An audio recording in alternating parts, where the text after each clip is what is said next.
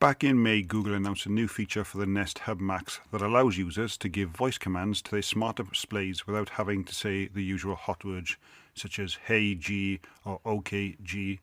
The feature is now available to all users. The Look and Talk feature is now available on the Nest Hub Max, allowing you to summon the Google Assistant simply by gazing it. You must be within 5 feet of the device in order to enable its camera to recognize your face and listen for voice commands. The feature was originally announced back in Google's I/O 2022 in May and allows you to look at your smart display and start giving it voice commands. To get started with the Look and Talk, you need to enroll your device in the program through the Google Home app. After opening the app, go to the Features section and then tap Google Assistant.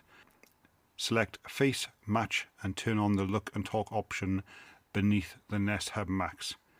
After that, the camera will detect when someone looks at it and identify the person using Google's Face Match system.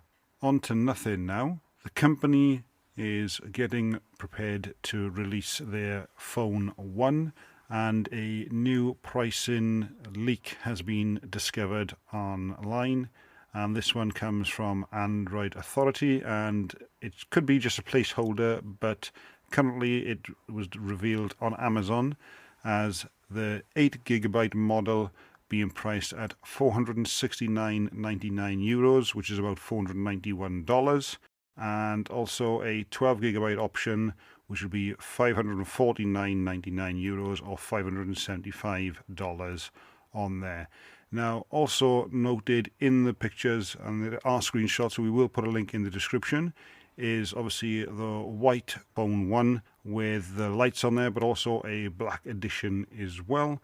And it's got obviously the white lights on there. Now, I'm a big fan of black phones, and for me, I think the black one would probably be something if I was going to go ahead and get this phone. However, it is good to see other options such as the white as well. The FCC's Brendan Carr has called on Apple and Google to remove TikTok from their app stores for its pattern of data practices. In a tweet, Brendan Carr says, TikTok is not just another video app that's the sheep's clothing. It harvests swaths of sensitive data that now reports show are being accessed in Beijing. Now, he has written to Apple and Google asking them to remove the apps. If they decide not to remove the app, then they must submit a response to Brendan Carr by July 8th, explaining the basis for the company's conclusion of the app for its private and sensitive data being accessed in Beijing.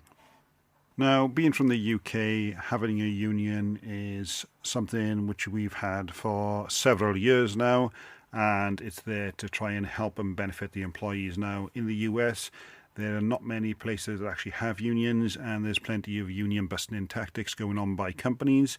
One of those is Apple. Now, a few days ago, there was the first Apple store to actually unionize.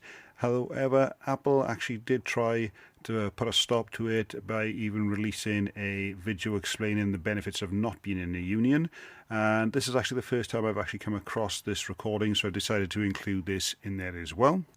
Apple moves incredibly fast. It's one thing I love about our work in retail. It means that we need to be able to move fast too. And I worry that because the union would bring its own legally mandated rules that would determine how we work through issues, it could make it harder for us to act swiftly to address things that you raise.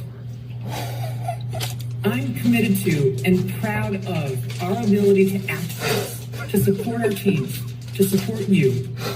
But I don't know that we could have moved as quickly under a collective bargaining agreement as it could limit our ability to make immediate, widespread changes to improve your experience. And obviously, despite Apple's attempts to stop their employees from unionizing, they have failed in this attempt. Now, since the first release of the Apple Watch, Apple has set its focus on health, and we hear plenty of rumours of them trying to find non-invasive ways of doing blood glucose monitoring and things like that. Now, whilst Apple still tries to take on that big feat, we are seeing other things come to fruition as well, where you've got the O2 monitoring on their watch currently. Now, new rumours are also coming up about the second generation of AirPods Pro, possibly being able to check your temperature. Now, this actually makes sense, and I was listening to this, I think, either earlier on in the year or towards the end of last year, on one of Leo Laporte's shows as well, where they're talking about having the sensor in there so you can actually take the temperature from a person. And this actually makes perfect sense. I work in a hospital and we use the ear probes to get the person's temperature because it's going slightly into your body, so you've got the better core temperature as well, and you can monitor that person. You can tell an awful lot about a person from their temperature. One of those was during the first waves of COVID. We were able to see spikes in temperature quite early on for people who actually had COVID before the other signs started coming out as well. So the fact that if these come in the AirPods will be a massive thing, and this will help push Apple forwards in their innovation. Now, I had the very first AirPods. I've had several of their second generation, and I even tried the AirPods Pro as well. And whilst they're not the most fantastic sounding, they were obviously in the very beginning one of the first out there with the best design and use case with the pairing, and since then so many other companies have actually caught up and in some aspects with sound quality overtaken them. But if you can have these health features in there, then Apple won't always have to push forward with the sound quality, because this, I think, will put them in the front of the market for people who want to monitor their health, not just their Apple Watch, but with this as well, and with obviously the health app being already available on the iPhone, and people being able to use that to track their steps in iOS 16, with the new AirPods being able hopefully to check your temperature as well, and that watch then for your heart rate and O2 monitoring and things like that, and obviously ECGs. This will really give Apple a more round cover of a person's health, and it will help you be able to keep a better eye on yourself as well, and obviously provide that information to doctors.